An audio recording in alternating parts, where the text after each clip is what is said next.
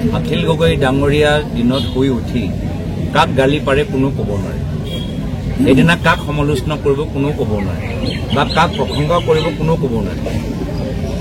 এদিন আমাৰ লগত মিত্ৰতা কৰিবলৈ বিচাৰিব, এদিন ক'ব কংগ্ৰেছে আটাইতকৈ দুৰ্নীতি কৰিছে।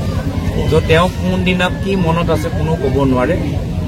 ব্যক্তিগতভাৱে আমাৰ তেখেতৰ লগত কোনো আমাৰ বেয়া ভাৱ নাই, কিন্তু আজি তেওঁ এটা কথা কয়, এসপ্তাহ পিছত কি কয় কোনো ক'ব নোৱাৰে। এইখিনিও প্ৰমাণ আমি যোৱা কিছুদিনৰ পৰা দেখি পাই। মই ভাবোঁ যে গৌৰৱৰ বয়স কম, গৌৰৱ আৰু অলপ মেচিয়ৰ্ড হ'ব লাগিব। আগৰ কংগ্ৰেছ চৰকাৰৰ যিবিলাক মানে জনগণ বিৰোধী কাম, সেইবিলাকৰ কাৰণে মানুহে সমালোচনা কৰিবই।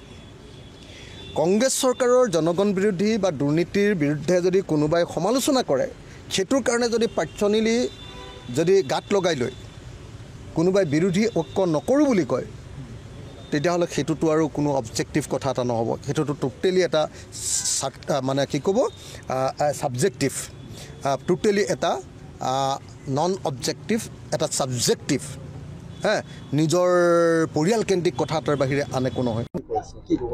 মিত্ৰৰ পলিটিচিয়ানৰ মিত্ৰৰ পাৰ্টিৰ লগত মিত্ৰতা কিয় কৰিবলৈ বিচাৰে? এতিয়া কিয় মিত্ৰতা কিয় কৰিবলৈ বিচাৰে?